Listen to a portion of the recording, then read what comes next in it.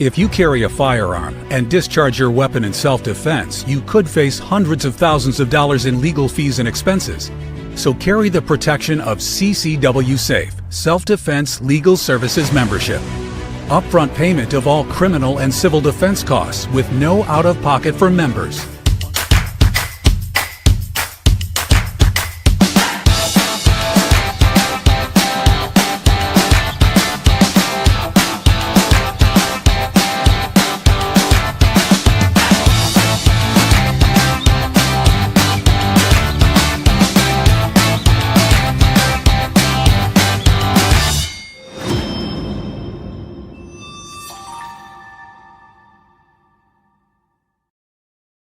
And we are back. I'm Chris Evans, the CEO of Survival Dispatch, joined tonight by my good friend Jeff MD, former CIA operative and author extraordinaire, and two of my favorite Green Berets, Mike Glover and Randy Nantz. Good to see y'all.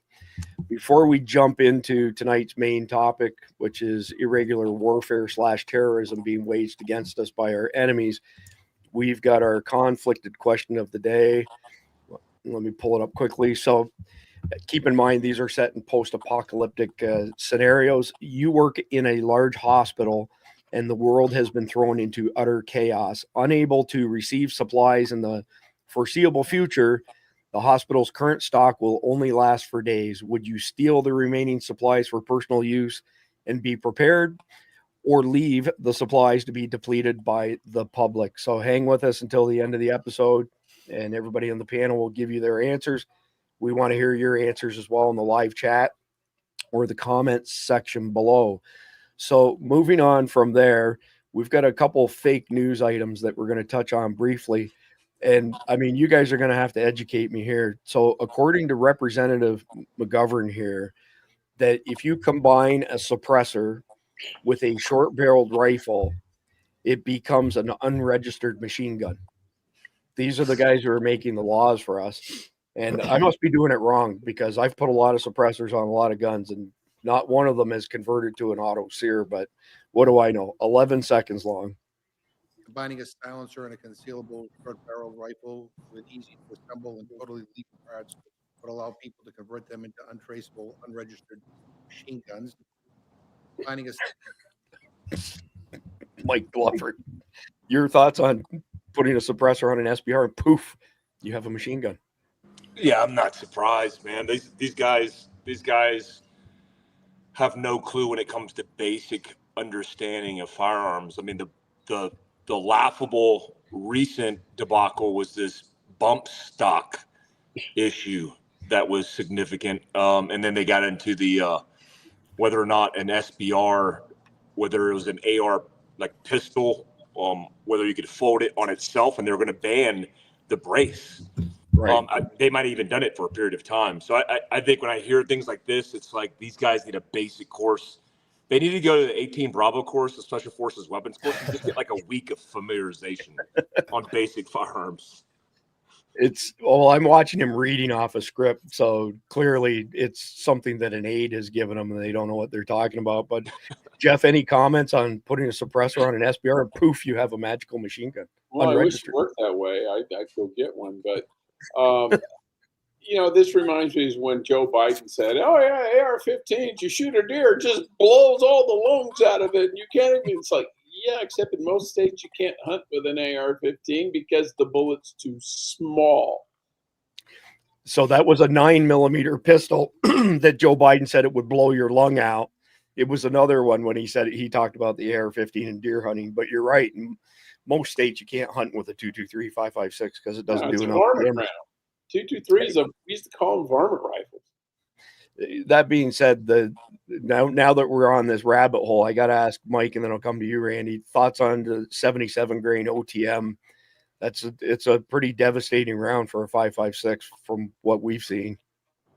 Yeah, we just did a block of instruction this weekend doing a gunfighter carbine course, and we were on the cover of AR-15 magazine, which I'm proud of because it came in the same sheath as the guns and ammo. So it was a guns and ammo cover, and it had Phil Krauss 3 breakdowns, and one of the breakdowns is for the SBR course for, we call it DMR, but designated marksmanship rifle for an extended range. And when I tell people like, the same, I mean, there's a foot pounds consideration, but you tell people that the 5.56 round has 900 feet per second of muzzle velocity at 1,000 meters, they don't believe you.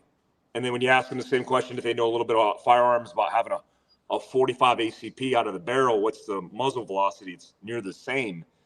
So 5.56, there's a reason why when I've interviewed MACV SOG guys, their weapon of choice, I mean, besides a cut down RPD, which is pretty hard to find, it's the CAR 15. And I think having an SVR or DMR with 77 grain is a super capable platform that's beyond the point and area definitions that we read in doctrine that me and Randy had in Special Forces of 550 point, and I think it's 800 area, Randy. Yep. And so it's like that round, the rounds have gotten so good and so capable. I'm impressed by it. And we talk about it all the time for DMR and having very good terminal ballistics versus just a full metal jacket that's tumbling at 1,000 meters. Yeah. Well, and you don't even have to get into all the technical stuff. It's fairly easy to understand that when somebody says a 77 grain projectile traveling at the same speed as a 55 grain projectile because they've increased the chamber pressure, clearly it's going to have more energy and it's going to do more damage. I mean, I personally think it's the best thing that's happened to 5.56 in a long time. Randy, your thoughts on the House of Representatives statement on machine guns, and if you want to comment on 77 OTM, by all means. Well, on the round, I can't explain it any better than Mike did.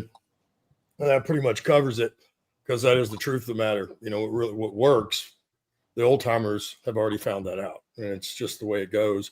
Why? Because they actually had to do it. This guy, it's like what I've mentioned on the panel several times in the near recent past.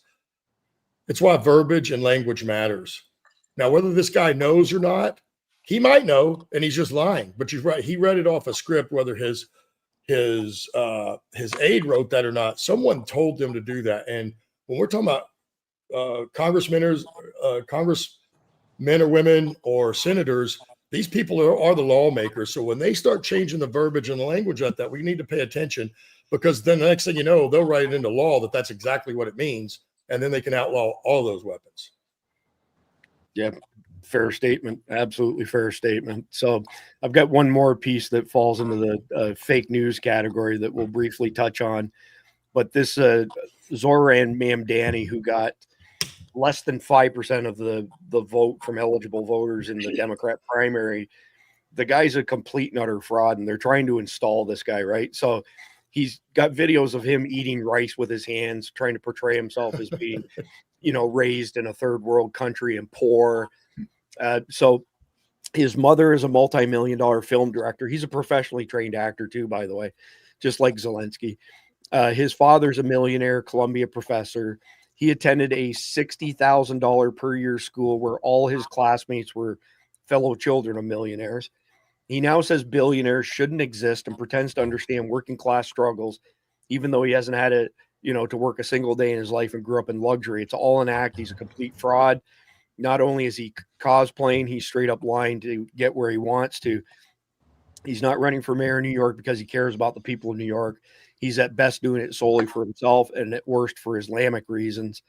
And I don't have no idea what he's wearing there. But Mike, have you been tracking this in New York City? This guy's like Khan version 2 from London, England. Yeah, the scary thing is he has a compelling argument. I mean, because he actually has a position on something.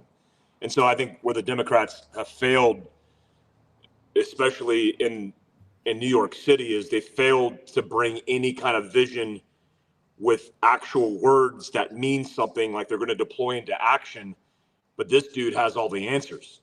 And I don't agree with any of it. I think most Americans who hear him talk, I mean, Eric Adams said it best, which is ironic, talking about Eric Adams. Right. But Eric Adams was saying how this dude's a fraud because he's saying he's going to take money from billionaires and redistribute it to everybody else. It's like he doesn't even have the authority to do that. Yep. So I think the dude's a pipe dream, but I'm fearful that most people who are working class, that are voting Democrat, look at this dude and they go, well, he's going to give me some solutions. He's at least going to figure out this issue of the ultra wealthy redistributing to me because I need the help. And that's the overwhelming majority of Americans. And so if you're somebody like me who's conservative, who doesn't agree with anything this guy's saying, I don't buy into any of his BS. But if you're a hardworking American, blue collar, living in New York City, struggling, and you're seeing all the issues, and you see this dude come out and say he's going to redistribute wealth and pay you, well, who are you going to vote for? And it's going to be easy for them to vote for this guy. And man, I honestly think he has a shot at winning, which is lunacy because of all of his policies on defunding the police, redistribution of wealth. He's a communist. I mean, this is insane stuff he's saying, but at least he has a solution to that. I think a lot of people are looking for, and that's the scariest. Yeah, it absolutely is. The other part to this, of course, is the legacy media and the Democrats in particular are pushing this thing like it's a done deal. It's a fait accompli. He's going to be the next mayor. So there's voters are disenfranchised from that. Again, less than 5% of eligible voters voted for him. He didn't even get 50%, which was needed in this ranked voting process that Democrats are using.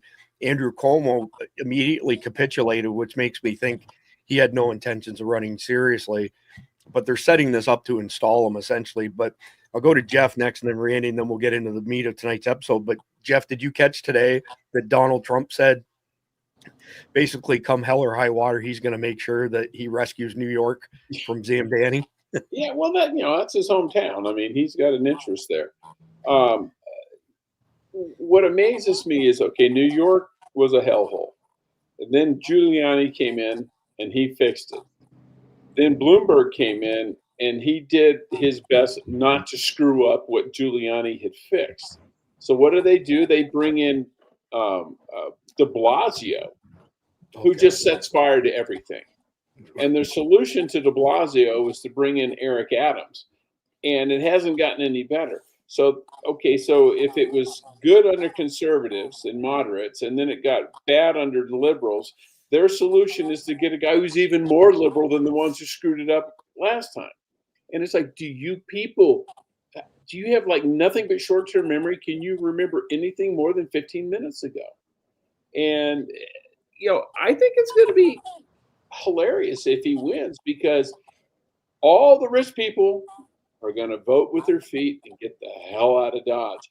And I would not be surprised to see the New York Stock Exchange move itself somewhere other than New York City and just keep the name.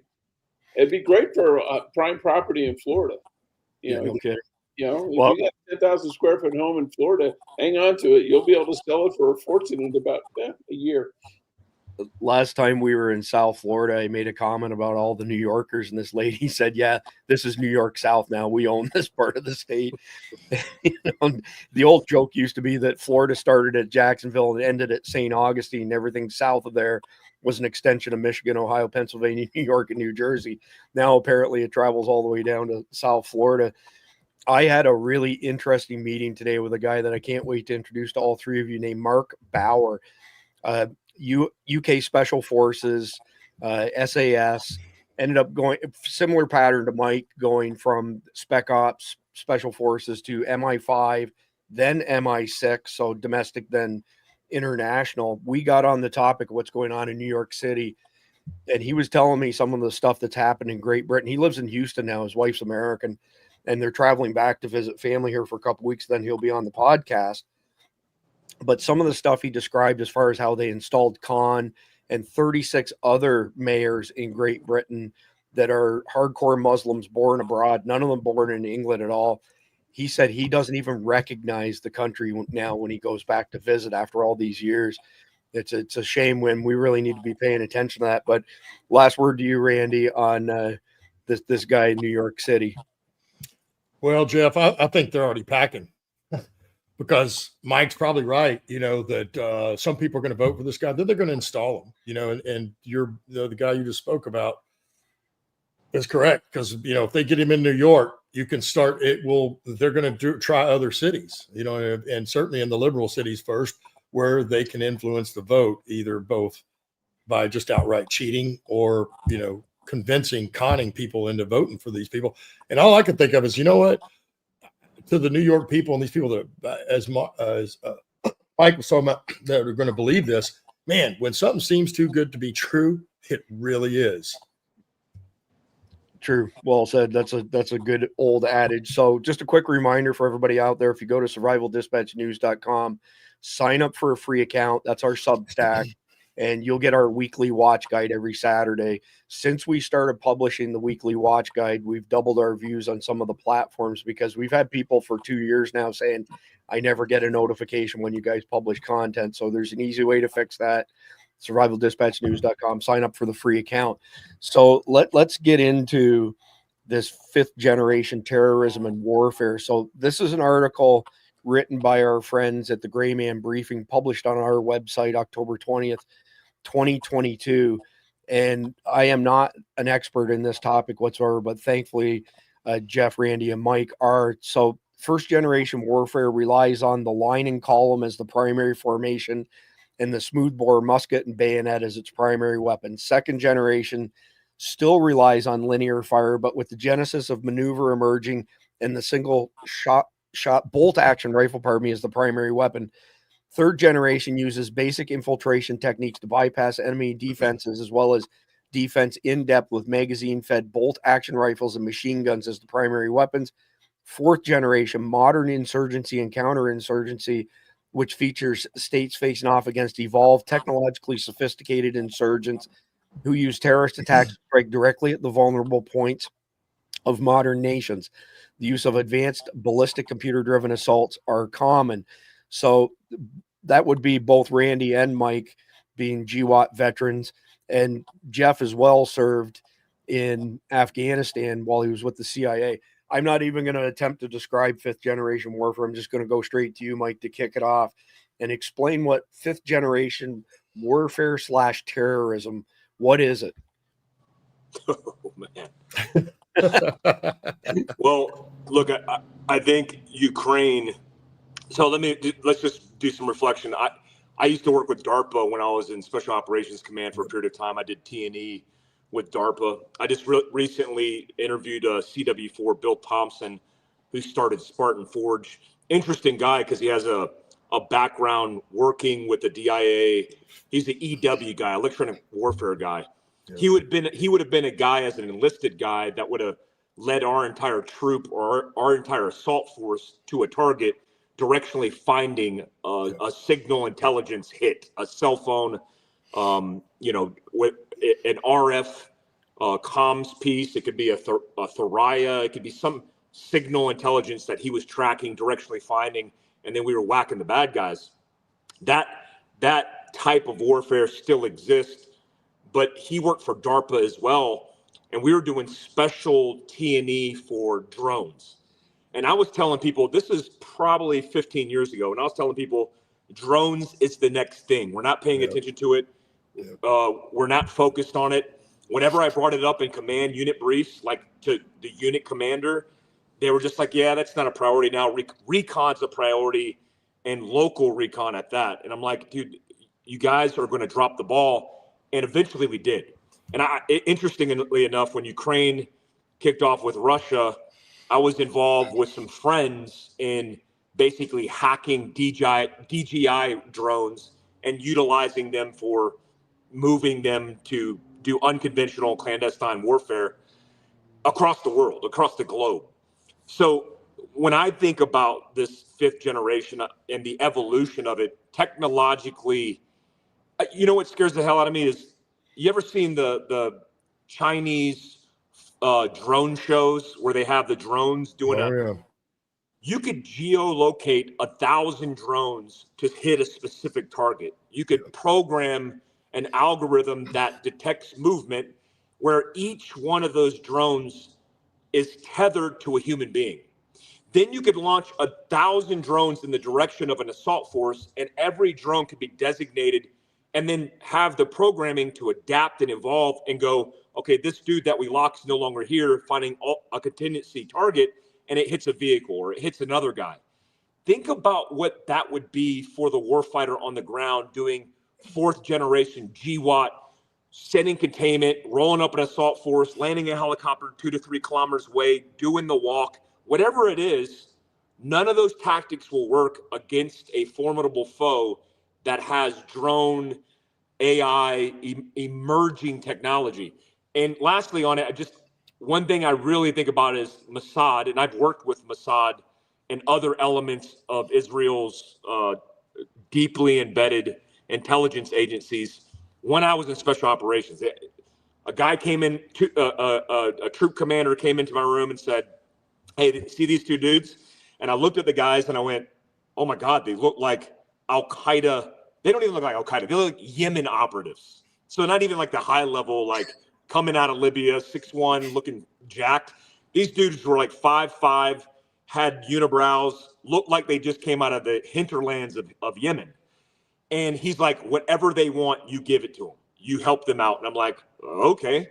And they barely spoke English, but I was able to kind of do a knowledge transfer with them.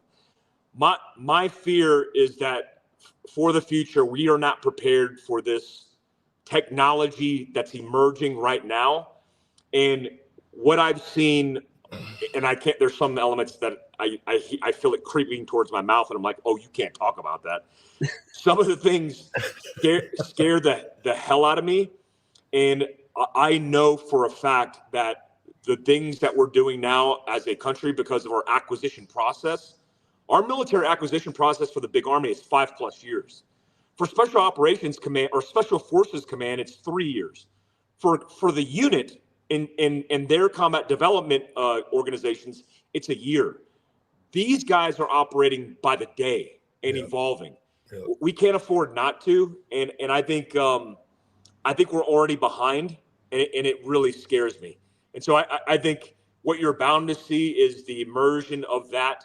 And I think personally, this is just my theory, Ukraine and Russia has gone on so long because it's a literal T&E R&D campaign for us to test emerging technologies to win the next war. And I think I've seen trickling of that from 10th Group, from other guys that I know have gone in there. And I think we're going to be behind the 8 ball, or we're going to be behind. We're not going to be behind the 8 ball if we don't do something about it really soon. Awesome explanation, Mike. Before I come to you, Jeff, Randy, explain to our audience what you explained to me. There's a reason we're doing this episode with Mike and Randy and Jeff. I did not realize that the Green Berets do some specialized stuff that other groups don't do.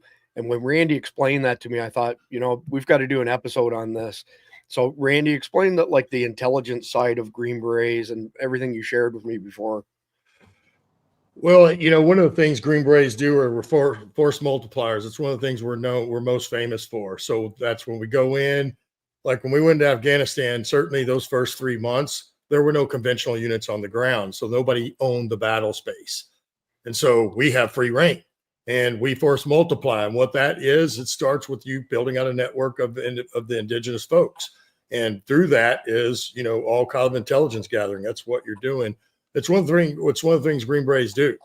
I mean, we're in 60 or 70 countries right now, this very second, almost every day of life. And most of them are collecting intelligence, whether it's human intelligence, signal intelligence, every type of intelligence there is, we gather.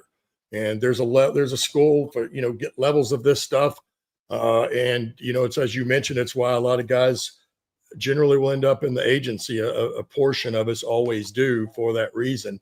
That's one of the biggest jobs we do that people don't realize. Also, as I was saying, we also do the humanitarian side, the civil affairs side, the PSYOP side. Even though we have those pieces officially in uniform, we're also trained in that stuff, whether it be a waterway, a well, a school. If we have to build any of those things for the local indigenous, that's exactly what we do. We get in there and roll up our sleeves and we do that kind of thing.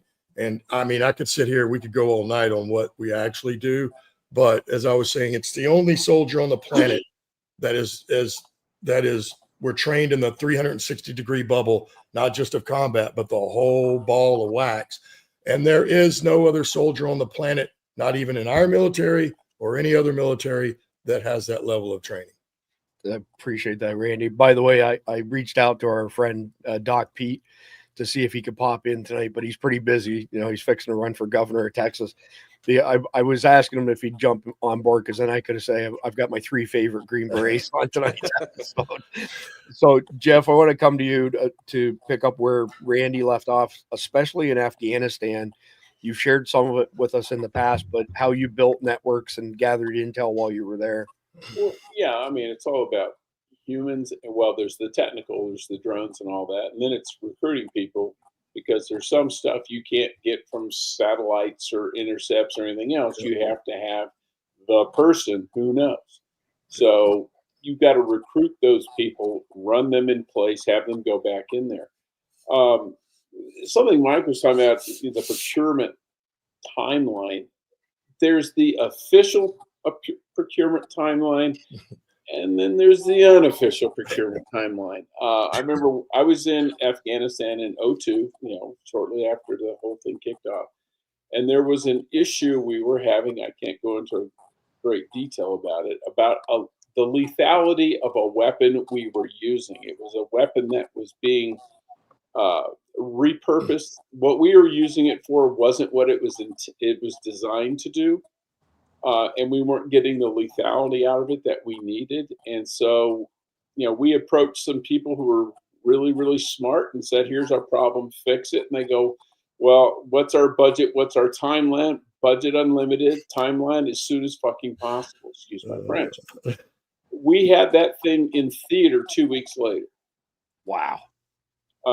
And, it went from concept to manufacture, or to prototype, to test, to deployment in 2 weeks. That's incredible. And for another example, if you look at the first Gulf War when we were in Iraq, those bunker busters we had that would go down and blow up stuff 200 feet below ground, the original ones, that was a cobbled together solution. It was a 2,000-pound bomb with an 8-inch howitzer barrel welded to the tip of it. They filled the howitzer barrel up with RDX. They put a hardened nose cone on it. They jiggered the software on the paveway kit, so to take into account its its shape and weight and everything else. And they had that sucker in theater, I think, within less than 30 days.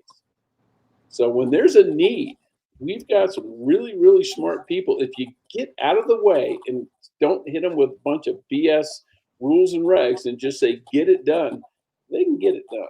Now, I will say there's a caveat to that, Jeff. I was in a little bit of the procurement when I was at SOCOM in a couple of programs, and I've heard of many. I never heard your budget is unlimited. You're The ones I was always working with had a roof. Yeah, well, you're in the Army. I was in the CIA. You got to realize, and we discussed this the other day. before there was the SR-71 in the Air Force, it was the A-12 ox cart for the CIA. We were flying that thing years before the Air Force was. In fact, we gave it to the Air Force.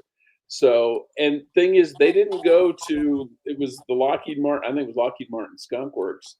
They just basically said, this is the plan, this is the problem, design an airplane that will fix it.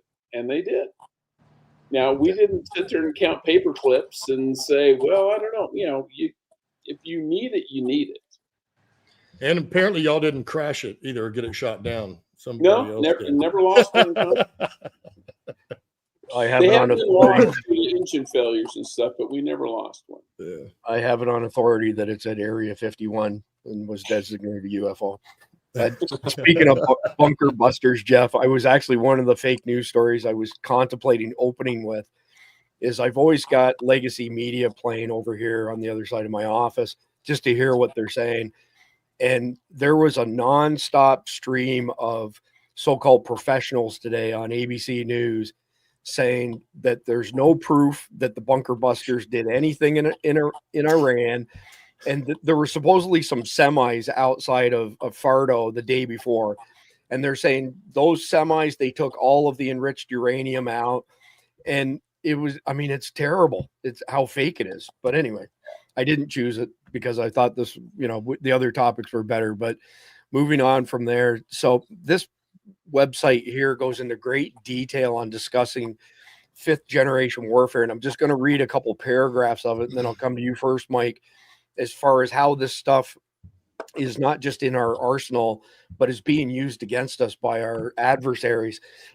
So essentially, this article says, fifth generation warfare is a war of information and perception. We at Radio Research have evolved the definition, stating that fifth generation warfare is defined by data-driven, non-kinetic military action designed to take advantage of existing cognitive biases and create new cognitive biases. Or as Abbott and Rees/Herring describe, the deliberate manipulation of an observer's context in order to achieve a desired outcome. Fifth generation warfare technologies have advanced to the point that when applied correctly, their very use has been concealed. As we will describe further below in the attribution problem, in many cases, simply understanding who is behind a fifth generation warfare attack is impossible. This means that a fifth generation warfare conflict can be fought and won without a single bullet being fired, or even most of the population knowing that a war is taking place.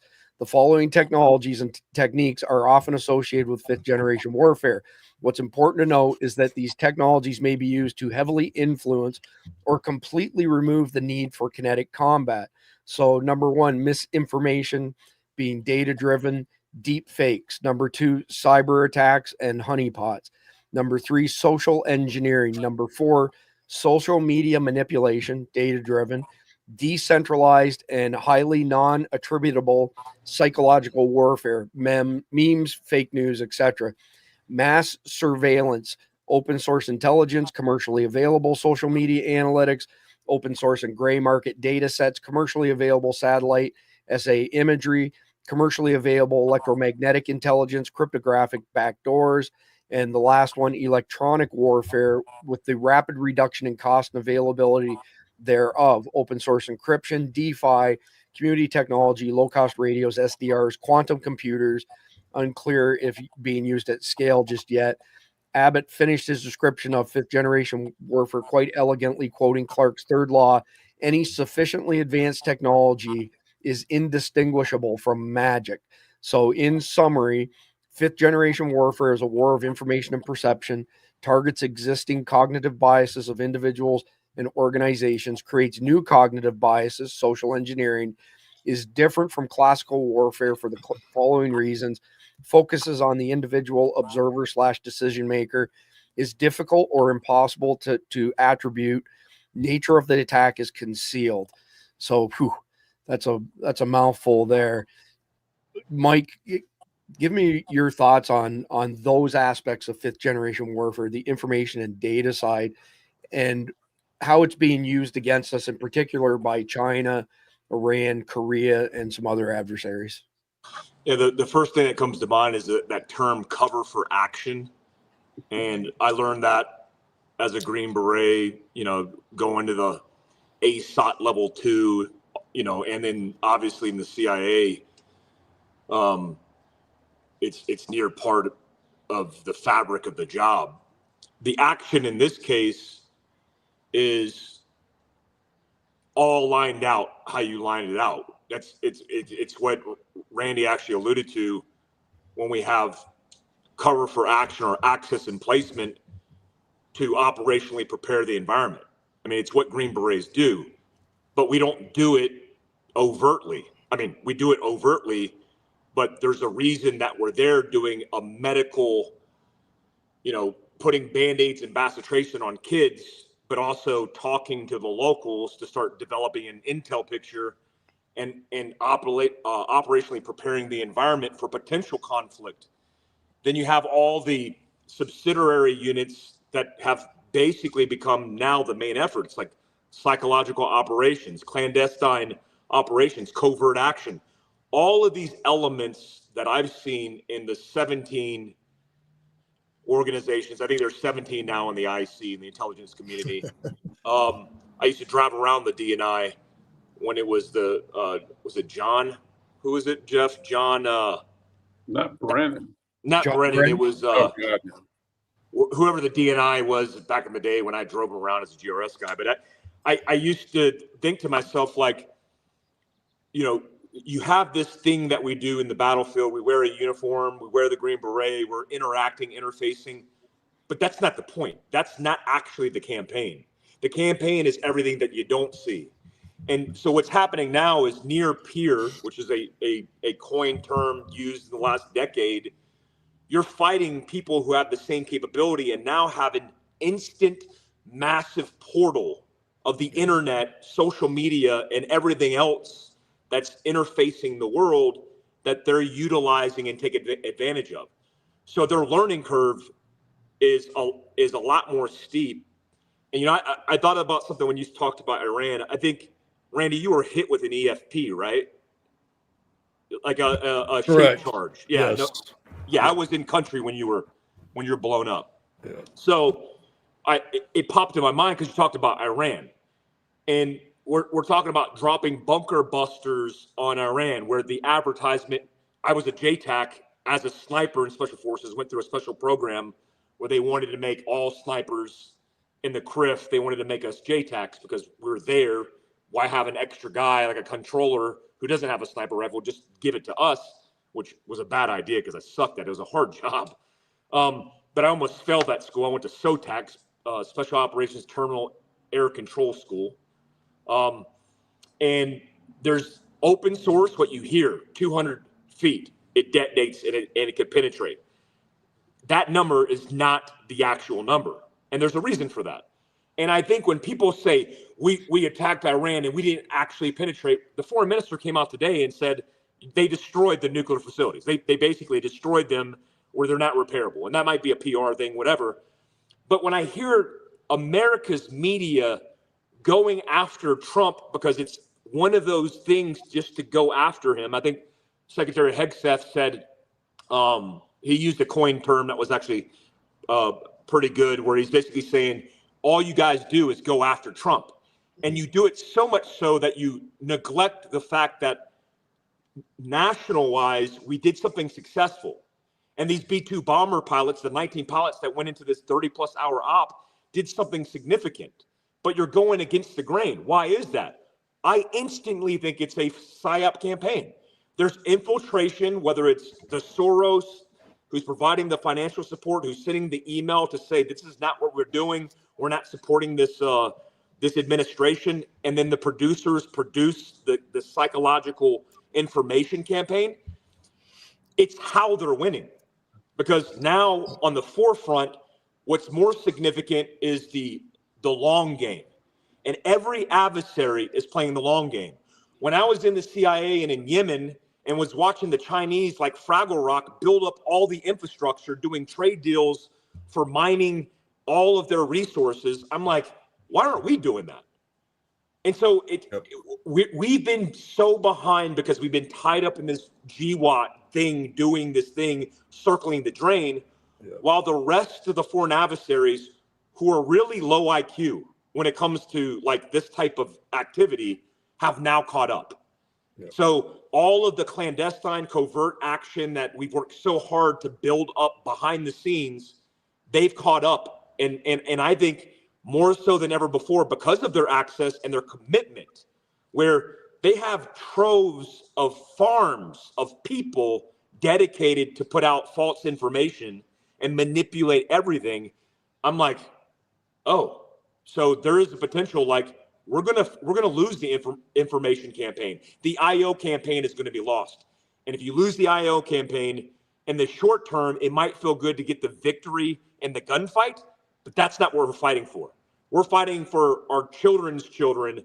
And I believe that we've lost that campaign. I believe we've already lost that fight.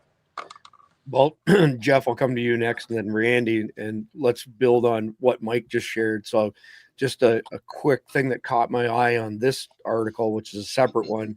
And if you subscribe to our Substack, you get all these links. As we explore its intricacies, keep in mind that fifth generation warfare marks a big change in how we comprehend and deal with conflict in our current world. Fifth generation warfare brings a unique characteristic to the table that significantly blurs the boundaries between times of war and peace. This fuzziness isn't an accidental byproduct. It's a deliberate tactic. The goal is to keep adversaries in a state of continual uncertainty, making it challenging for them to recognize when a fifth generation warfare campaign has been launched, or even to realize that they are under attack. I mean, that's a mouthful there. Pick that up and run with that, Jeff. Well, yeah, I mean, and an example of it, if you want to look at the the 2020 election, they undermined what people thought was the truth. You looked at Hunter Biden's laptop; oh, that was just Russian disinformation. You look at the whole Russia hoax thing. Oh, Trump is an agent of foreign power. No shots were fired. Don't kid yourself. They overthrew our government. Trump was the government. He would have won. He should have won. But through soft force, they completely undermined him, convinced the American public that black was white, up was down, and rain wasn't wet. And they got people to vote the way they wanted to. They completely manipulated on top of just cheating, they completely manipulated the American public. And they admitted to it later. They said, oh, yeah, we did this and we did that. That's fifth generation warfare. That's the exercise of soft power. That is winning a war without firing a shot. Yeah, well said. Randy, I want to get your thoughts on this, especially could you pick up where Mike mentioned cover for action and explain that, or both myself and our audience a bit? Yeah, so I agree with so one of the things that I think that the enemies learned, and this happened through Afghanistan, Iraq, and they did this to us on multiple. I was trying to remember, there was a huge one in Iraq. I think when I was already at SOCOM, so it would have had to been between 2006 and 2012. There was an event where we went in, and had to take a building, and they fought back, and we killed some of the folks. And then when we left, they drug some civilians in there and took the guns away, brought women. And then that is the lie that they fabricated in an instant, and then boom, put it online. And it took the Pentagon 3 days to, if I remember, it was 72 hours before they addressed what happened. Meanwhile, the enemy had already put out this lie. So it did some severe damage to all of us in Iraq with those folks. Because one of the things Mike was talking about too, when you go build these relationships, that's building rapport, right? We're there to care for those folks. We actually do care for them. And we become friends, trusted friends, in fact. And that is the original winning hearts and minds. So I think this campaign, and this is lying, using the lie is the oldest trick in the book. And we can trace it back to probably further, I have no doubt. But one of the most famous cases was when Jesus came out of the tomb and was risen. They instantly got out and went out and said, hey, the disciples came over, moved the rock. And even though the guards were there and knew that didn't happen, that's what they told folks. So that is why the Jewish folks today still don't believe in Jesus, because of that lie. And it got out first and people just believe it. So, you could do that on anything. It's the same thing we watched Nancy Pelosi in a different way talking about political smears. You know what I mean? Mm-hmm. How they do that. It's the same concept. It's really you getting the lie out there first, because then it's so much harder to overcome. It really is. You can't unring a bell. That's right. And that's unfortunately. What it amounts to. Yep. So you couldn't have set that up better for the next quote that I want to put up, and I'll go to you on this, Mike. So attacks on culture and society. The prime targets of fifth generation warfare aren't traditional military targets or physical structures. Instead, the targets are the opponent's culture, society, and mental health. The tactics employed in fifth generation warfare are as unique as the targets. They can include spreading false information to fuel societal discord, using cyber warfare to disrupt crucial infrastructure, or taking advantage of pre-existing societal divides to sow further chaos. I mean, golly, all of that stuff has happened in recent decades, and like every last bit of that. And I guess my question to you, Mike, is one, go ahead and expand on that however you want, but two, how do we pull out of this? Like, how do we fight back against this? We have a mental illness epidemic on our hands. We've gone from 550,000 inpatient psychiatric care beds in 1951 to 40,000 today. We've got 62% of Caucasian women under the age of 40 admitting that they take SSRIs on a daily basis. That means the number's over 80%. How many videos have you seen on social media of people completely unhinged and clearly very mentally ill? I don't know how we pull out of this, Mike. I mean, I'm dying to hear your thoughts on what's the counteraction. Yeah, I thought of Liver King as you were talking about the mentally ill thing. Immediately thought of Liver. I was thinking about Rogan getting smoked by Liver King. Yeah, we're facing some issues. Let me bring you back a little bit to Al Qaeda's marketing initiative called Inspire. They started a magazine in Pakistan. Interestingly enough, I talked to the guy who targeted that entire media organization in a podcast, and Inspire was simply a marketing tactic to inspire young men, there are no women involved, all men who lack the purpose. I mean, we've all seen it. If you're overseas and you spend any time overseas, those young men want anything to hold on to. And so you come in there with a wad of cash, even more importantly, talking through an imam, through a religion about the glory and what they'll find in martyrdom, their virgins, all of this molded into their culture where this becomes their end objective. Now they're a jihadist for the cause and it makes them feel good. That's influencing culture. That's what adversaries do. That's what people do in general. It's not what we're good at. It's not what we're good at as a nation. It's not what we're good at. We call it nationalism, which seems like white nationalism. It's labeled something wrong anytime you say you're proud of your country, right? And that's a huge problem in our country. We have a great divide in many different fields. I was covering this Salt Lake City protest, and it was a protest for No Kings. It was ran by an organization called 5501. Yeah. No Kings protest, 50 states, 50 protests, one objective, and that is to disrupt the administration. There was a pride flag blended into the Palestinian flag, and I thought that was very ironic. We all here have worked in Islamic nations and know the first thing that would happen. I've seen the pool that it happened where a whole bunch of gays were or their heads were lopped off, or they were thrown off the rooftop of buildings, or they were beheaded. It's like they're not too fond of diversity, equity, and inclusion in those countries. They're more fond of Sharia law. So I think there's a big disconnect, and I think the fix for us is what Randy touched on and reflecting on Jesus's journey. It's faith in God, it's family units, which I think is the most powerful unit, and it's getting back to basics. Yeah. And so if you want to impact the world around you, put together your family unit under God and build that and start sharing that good love, because then you'll start building communities, and those communities, even if the government, the institutions burn to the ground, are going to be what's left. Lastly, in World War II, when Germany was bombing the hell out of England, as that was taking place, in the book Tribe, Sebastian Junger reflects on how high the morale was. You know why it was so high? It's because they were suffering together, right? Yeah. They had a tribe because they were suffering together. We don't have that anymore. We've lost community. We've broken down tribe. We need to rebuild that. And that's the only path forward, I think. I appreciate that, Mike. That's one of the best answers I've heard to that question, because it's not clear cut what we should do. Jeff, next one up here for you.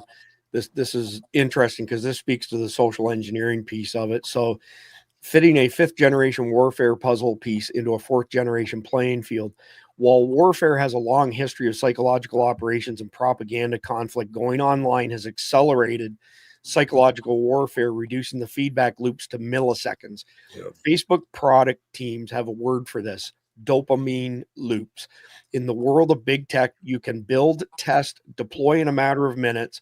Military advertising, regular advertising, political strategists are beginning to think they think about how they can leverage over 100 years of teachings in psychological warfare and combine this knowledge with data-driven psychological feedback loops to influence behavior. We call this the social engine. Facebook, Meta, calls it business as usual. The creation of data-driven cognitive biases has already defined the past decade, everything from swinging elections to determining a Netflix script or which celebrity will be in an advertisement for makeup. So, Jeff, I mean, coming from the CIA side, this sounds to me like it's a combination of the intelligence industry, for lack of better terms, most coveted prize and biggest nightmare all at once. It is, and it relies on a simple fact: people don't want to think of themselves as an outlier, a loner, a freak, or anything else.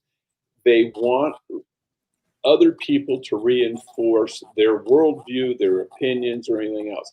In the old days, you would have to go out, you would say something, and people may look at you sideways, and then maybe one guy would slide up to you and go, I kind of agree with you on that. But on the internet, it's instant. And what they can do with on these platforms with these engines is they can tailor. One, they can just make it up and have bots respond to your comment or your reply or whatever, so to reinforce it, or they can filter out those replies or those inputs that might alter your worldview. So they might, if they want you to go blow something up, if you're a young Muslim man and you're kind of confused and don't have a purpose in life or a path, anything that's moderate, they will eliminate from your feed, and they'll just keep reinforcing you with like-minded stuff, much of which may be phony. And it's why terrorism kind of has a hold with Muslim men, is that in Muslim culture, first of all, the sons are the only ones that really matter. Sad to say, but it's true. The oldest son takes over the family business. The second son in a lot of these countries ends up in government service in the military or something like that. But the third, fourth, and fifth sons, they're not going to inherit anything because it all goes to the oldest brother. And they can't get married until they can support their wife. Well, they don't have any way to support the wife because they don't have a meaningful job. Maybe they're in a country that the private sector is all but non-existent. And so they feel hopeless. And I actually recruited a guy once that his whole purpose in life, he was Muslim, is he wanted to get married and start a family. And the way I recruited him was to say, work with me. I will get you enough money where you can go and get a wife, start a family, and kind of fulfill your life's purpose. And I even made it fait accompli, like we'd already did it. And I said, and when your family picks your wife, because it was all arranged marriages, make sure your brother's involved, because your sister and your mother will pick a nice girl. Your brother will pick a pretty girl. You can train a pretty girl to be nice, but you can't train a nice girl to be pretty. And he laughed and thought that was a great idea, and it worked for me after that. Brilliant. But that was all he wanted in life, and he was not in a position where he could get that until I recruited him to work for us. So next piece up here, because you guys touched on it, and I'd like to hear everybody's thoughts on this before we get into the home stretch here. So I just put a few links into the live chat on all the different platforms we're broadcasting to. Again, if you go to survivaldispatchnews.com, that's our Substack. Sign up for a free Substack.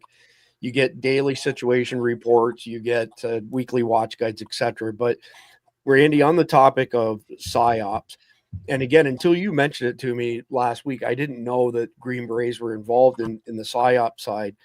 But this is a very long white paper. I'm not going to read it. It's super long, but I wanted to highlight that it talks about key techniques of psychological warfare in guerrilla tactics. So it's combining two different things: guerrilla tactics combined with PsyOps. So misinformation and propaganda, fear and intimidation strategies, deception operations. And what struck me when both you and Mike, and actually when Jeff was speaking, that some of these PsyOps that are being used against us are decades long. These aren't like a PSYOP to go pull off like one small quick mission in and out. This is essentially societal change, cultural change on a macro type basis. And last topic, really, before we get into the home stretch, is the PSYOPs piece. Speak a little bit to the PSYOP side, Randy, and then same for Mike and Jeff, and we'll wrap this thing up. Well, if you look at, even the Army, now we have a psychological PSYOPs division, right? They're now in, used to be USAFIC was just the Special Forces Command, but now we have PSYOPs in there also, because we've been using PSYOPs probably since World War II and maybe even before that. I can't speak to that, but because it is so effective, you know what I mean? Like I said, the Green Berets are trained in every bit of it. I mean, all of the kind of reconnaissance, all of the collecting, all the PSYOPs, all the civil affairs, because there's a lot of times we're not going to have those guys around, right? When we're out on our own, certainly doing the mission, just like, predominantly a lot of Afghanistan. I mean, the beginning of Afghanistan went, where we had free reign. You didn't have those. You might have an element here or there too, but that's on you. And, I'm trying to think of some of the PSYOPs they ran, like when I was a private during the initial invasion. We did have the PSYOPs folks there, and they were running around with loudspeakers. They were not only dropping leaflets from aircraft, but they were all over the city, you know what I mean? And basically telling them things that we wanted them to know, basically. And then we also gave out all these little shortwave radios, right, that you just wound up. And the interesting thing was, I did ask them about this. You're just going to give them a radio, huh? They said, yeah, but these radios are going to only pick up the frequencies that we're sending out. So it's kind of like, it's a poor example, but you think of prayer time in Islam, right? Those 5 times a day, they're reading out whatever they want the public to know or understand or whatever they're trying to push. Certainly when we were in country, these weren't prayer times, right? They were pushing out propaganda. They were pushing out PSYOPs. It's very important.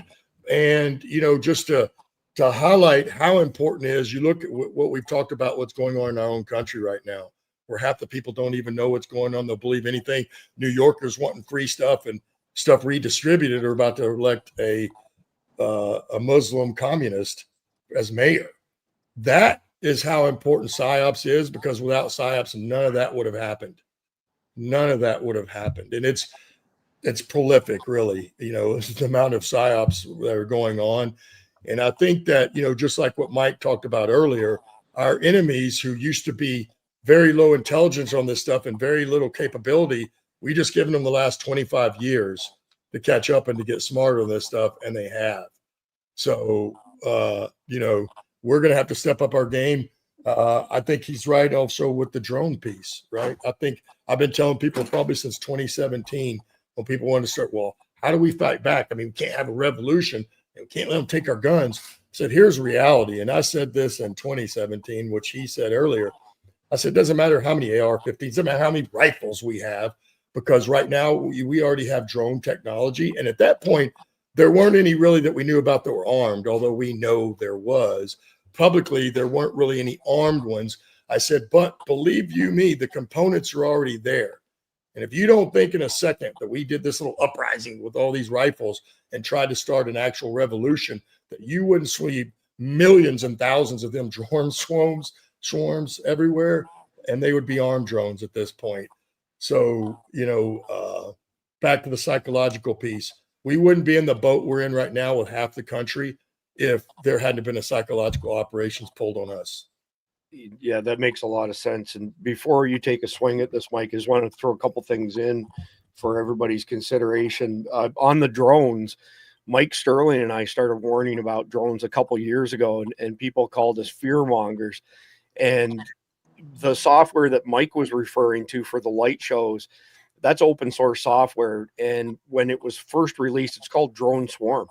When it was first released, one operator could control 5,000 drones. Now, one operator can control 15,000 drones simultaneously. And we had warned that there was a high probability of aerosolized carfentanil being used, which is 100 times more powerful than the base analog of fentanyl being dropped into open air venues. And people made fun of us and said we were, fear mongering. 2 days later, somebody flew a DJI drone into the Cleveland Browns stadium, and the terrorists are notorious for testing to see what they can actually get away with. That was an intrusion test.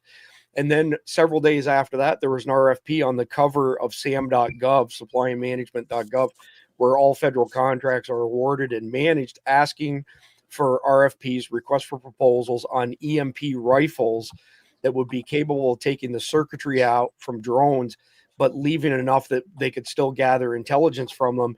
And fast forward to last summer, July 13th of 2024, when Trump and the Secret Service left where they were speaking in Butler, PA, rushing him to the hospital, one of the cars behind the beast that the Secret Service were driving, you can look this up, it didn't get super publicized, but it's out there, had to stop because there was a drone tailing the beast. There was a drone trailing Donald Trump. And one of the Secret Service agents got out and shot the drone with one of these EMP weapons. It fell to the ground. They picked it up and carried on, and off they went. And there's been official releases that spoke to it. It's not a conspiracy theory or anything like that. So with that being said, I want to pull this back up, Mike, and add this to your calculus as far as this is concerned. So going forward, we know the Chinese have bragged that they have access to our 21 largest networks, which includes everything from the power grid to data networks to cell phone networks, all of these things. And our government's admitted to it. And it started with Christopher Wray going in front of Congress and saying, look, they've compromised all of our systems. Here's my question for you, Mike. Knowing what we know about being compromised like that, what happens if we're facing an attack of whatever sort and they start blasting stuff out because they've taken control of the networks? How is the average person supposed to identify what's a psyop to maybe herd them into an area or make them do something that's all part of the plan for this, attack that's ongoing? They could do that. They could control everything. All of our infrastructure has been compromised. So the question, the $64,000 question is, how is the average person going to identify that, Mike? They're not, and it's already been done. I mean, the first thing that I thought when people were being activated, and I say this because it seemed very analytical. It didn't seem emotional as much it was analytical. When people were activated to go out during the BLM Antifa protest and burn down black businesses in Atlanta, Georgia, I thought to myself, well, wait a minute. If Black Lives Matter and then the mayor of Atlanta, Georgia, who's black, is sitting next to this rapper, Big Mike, I think is his name, who's literally saying and pleading with the people who are in the protest to please not burn down the businesses because half of them are black owned. There are black owned businesses that are being burned to the ground because of people reading tweets. And I'm thinking like, well, who's controlling the tweets? And then when you look at that time period, I want to say it's between 70 and 80% of all the accounts on Twitter at that time, which was before Elon, when it was free game, were basically accessing it using farms. This is the time of the Russia hoax and everything else to push out as much propaganda as possible. And when you look at I use AI intelligently for helping me save time, for descriptions, for podcasts and everything else. When you look at the video of Will Smith eating that thing and he's eating the sandwich and his hands are all messed up, his face is all messed up. There's a new version of that only a couple years later, and it's completely clean. I mean, you could still tell it's a little bit of AI, but like the finger thing was a thing 6 months ago. And everybody's like, well, we know it's AI because the fingers, now that's not even a thing. Now the Instagram girls that you see where you go, that's AI. That's not a real person. Now those figures are talking and they're holding a fish and they're saying, hey, not that I do research on this stuff, but like they're in a bikini holding a fish and they're like, I just caught this fish. It's amazing. And you're like, this was just created by Google AI. Like this was a prompt that took 10 seconds to spit out. So what's it going to look like in the next 3 years of Trump's administration over that course of action where these adversaries are like utilizing this tech and then influencing as ops test? That's a familiar term to all of us. but I've seen a lot of it done in the agency where it's like, hey, we're just doing ops tests. We're just running protocols and processes and learning. Well, what happens when you use AI and it's machine learning? Well, then it's just a sharper curve and you're getting there faster. That's going to happen. And I think that's the biggest threat is the influence of Americans who are the biggest consumers still of all this crap, where China's restricting their youth. And it's like, you're not allowed to get on the program. You're like, China's restricting it and we're not? Yeah. And it's because they know exactly what they're doing. And it's wild. So Jeff, before you take a swing at this, I'll share this. And we use AI extensively for research and stuff as well, Mike. So there's 6 of them that I've got subscriptions to: Chat GPT, Grok, Claude, FlexClip, vidIQ, and Venice.ai. And I signed up for Venice.ai for a very specific reason. They advertise themselves as uncensored AI. So, for example, there was a discussion in our Signal chat today. We've got a Signal chat for all of our Guardian followers. And somebody was making comments with regards to what's happened in the UK and what's happening in New York with Zamdani and stuff. And I thought, I'm going to just see how far I can push it with this Venice.ai. So before I went there, I went to Chat GPT and Grok. And Chat GPT has a better graphics engine than Grok does. But I said, give me a 16:9 aspect ratio thumbnail portraying cowboys versus Muslims. And in both instances, they instantly came back and said that violates, our rules, and I can't do that for you. I went to Venice.ai and punched it in, and it drew 2 cowboys on horses against 2 Muslims on goats, with the Muslims with knives and the cowboys with single action army revolvers. So it was funny as heck. But here's my point is the power players have access to AI that we don't have access to, that can create ultra realistic stuff that has no handcuffs on it. Like, they're unchained. They can generate whatever they want with that. So apologies for being long-winded. Jeff, your final thoughts on what can people do about this? Well, one, if it doesn't make sense, maybe not believe it. It's the old, if it's too good to be true, it probably isn't. The problem with AI is it's a program. It's a very advanced computer program, but it's still a computer program, and somebody controls the program. They control the inputs, they control the outputs, and so they can do whatever they want. They can, and you've seen it where they filter the stuff from the right, but they don't filter anything from the left. So, and the one you just mentioned, Venice, you use them, you trust them, they seem to be doing it, but they could subtly change that over time. And it's like boiling the frog. You think you're getting the straight scoop, but you're really not, because they're slowly but surely shifting it to the left. So, use your brain. Don't depend on AI. People get overly reliant on technology. And we've always talked about it in the sense of survival. I said, for every tool you have that's electric, you should have an analog. Because if the power goes out, you won't be able to drill a hole or cut wood. So, just think for yourself. It's not AI, it's AP, artificial propaganda. I like that. So there's websites out there like AIorNot.com where you can drop stuff on it and it'll detect whether it's AI generated. You actually don't have to subscribe to that if you already have other AIs that you're paying for. So for example, you can drop something on Grok, Chat GPT, and just ask it straight up, was this AI generated? And it could be a video, it could be a picture, it could be text. And funny story, Mike, that I told Randy and Jeff this, but the day after we just hit Iran, they published a picture of a B-2 bomber downed and one wing like completely destroyed. And they were saying that they shot down one of our B-2s. And unfortunately for them, they had no credibility because just minutes before they put that out there on X, there was the reports that the final B-2 had landed back in Missouri and all of our pilots were back safely. So somebody had dropped that in our Signal chat. So I dragged the picture to my desktop and I went and threw it on top of Grok and it said, yeah, this is a real picture. This is not AI generated. And I was like, what? So then I went and dropped it on Chat GPT. I got the same thing. I dropped it on Claude. I got the same thing. I'm like, what the heck? Like, the Iranians are either telling the truth or they're getting really, really good at fooling AI. And I dropped it on Venice.ai.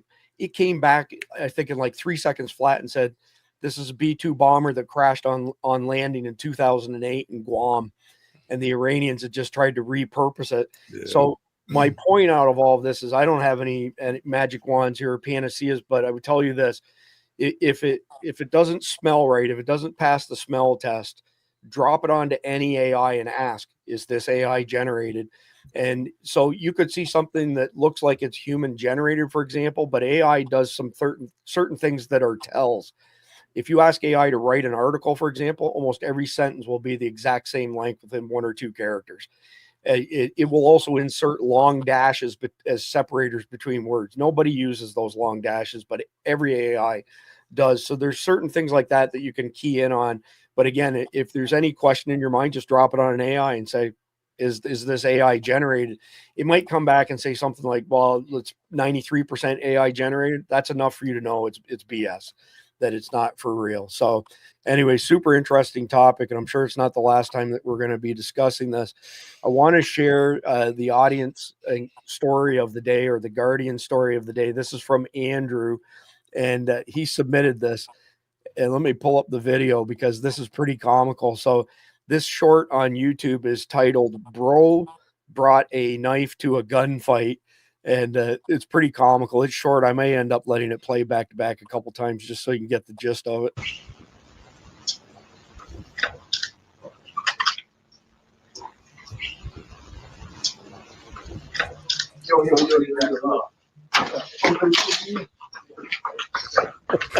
For me, the best part was homeboy walking up to the driveway, pulling out the machete, walking with confidence, thinking that he's going to take over the situation. And then exactly half a second later, homeboy had his tail tucked between his legs, and he's running down the street for his life.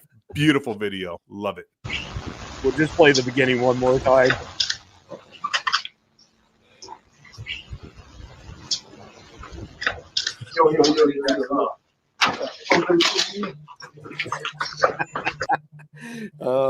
That's classic. I love it. I like that guy's Glock bag for his microphone as well. It's pretty cool. So let's get to the conflicted question here. So you work in a large hospital and the world has been thrown into utter chaos. Unable to receive supplies in the foreseeable future, the hospital's current stock will only last for days. Would you steal the remaining supplies for personal use and be prepared, or leave the supplies to be depleted by the public? Mike, since you're our guest tonight, I'll let you take first swing at that one. Well, that's an easy one. I'm a Green Beret, so is Randy. We don't steal anything, we acquire. So that stuff would be acquired and redisseminated where it needs to be. So that's easy for me. That I am going to quote you warmly and fondly on that. I like it. We're going to acquire it. Jeff, your thoughts? I would probably take some, but not all, because the problem you have when looters steal everything just to steal it. In Iraq, they were stealing freaking light fixtures off the wall, not that they're ever going to use them. But that said, I don't want to be responsible for somebody dying because I walked off with the last compression bandage either. I would take some to make sure it's used properly, but on the off chance that it's going to save a life, if I leave some of it there, I'm going to leave some. Right on. Randy? Oh, I reappropriate that all day long. All day long. It's not going to last, as he said, and I've mentioned it several times on this. I was there during the initial invasion, and 3 days of looting that you can only describe as biblical. I've never seen anything like it. It was like a pile of ants. The 8 or 10 million people that lived in Baghdad were just one big pile of ants stealing everything. I saw an old lady that probably was only her 50, 60, but she looked a lot older. Now, she was skinny. Most of them at this age are not. However, she was. But I could see I was on checkpoint. I was pulling guard on the road at an intersection. There was also a railroad coming through there, the railroad tracks, which we were sitting right by. And I see somebody coming along the side of the road, and it looks kind of funny. And as far as I could see her, she finally gets up, and she's got this big, huge porcelain bathtub with the fancy feet on it and everything. And she's leaned over. It's on her back. She's got one arm above her head holding onto this thing, and it's sitting on her back. And I'm not kidding. As far as I could see her, she came, walked past me, and then as far as I could see, she walked off with this bathtub. So I would appropriate it because you're going to need those, and they're not going to last. They're not going to make it. If anybody even gets seen in that emergency room or that hospital again after the collapse. That's a great story, Randy. I appreciate you sharing that. My answer is really simple. I'm not going to take any of it because we are stacked up with Jace Medical, Contingency Medical, Duration Health. We've got more of that stuff than we know what to do with, and we have it stashed here in our place in Georgia as well, so I wouldn't have to take any of that. But anyways, Mike, it was great seeing you. Look forward to seeing you again. It's good to see you producing content again. And Jeff and Randy, as per usual, appreciate your input. Everybody out there who's a Guardian supporter or a vendor that advertises with us like CCW Safe or Carnival, we appreciate you. We couldn't do what we do without that. I would be punching a time clock somewhere instead of working 7 days a week to try my best to bring you the truth with people much smarter than myself, like our panel here.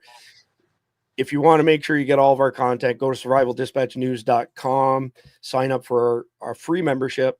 That's our Substack. You'll get our weekly watch guide and you won't miss anything. But other than that, please like, share, comment, subscribe. God bless America, and enjoy the closing video.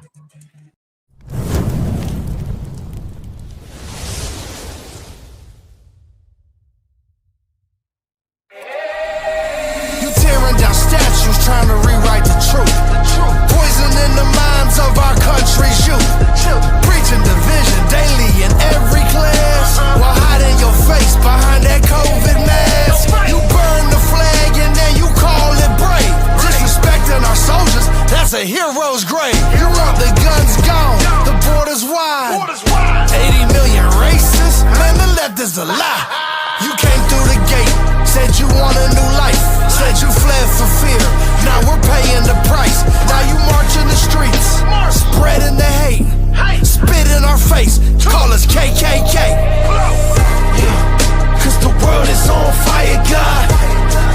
I ain't never been no liar, God. Now they out here trying to riot, God. Better not hook that thing unless you gon' fire, dog. Land of the free, home of the brave. This America, so you know my flag gon' wave. Any disrespect, first class trip to your grave. Help you pack your bags, homie, you can leave today. Homie, this the USA. Homie, don't nobody care about USA. Ask me why I'm not fighting for USA. I'm only fighting for the red, white, and blue SA. Homie, get your papers together or get shredded. If you love your country so much, tell me why the hell you left it. Just to come to our country, bringing hell, not blessings. Flames everywhere I look, I hope you hear us up in heaven, God. Yeah, cause the world is on fire, God. I ain't never been no liar, God. Now they out here trying to riot, God. Better not hook that thing unless you gon' fire, dog. Beep, beep, all these sheep up in the street, yeah. Weep, weep, now these sheep under my Jeep, yeah. Heat, heat, that's what he keep under the seat, yeah.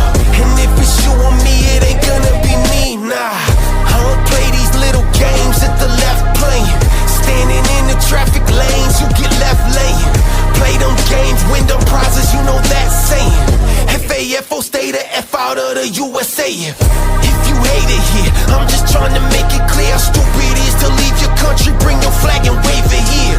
That's not immigration, that's an invasion.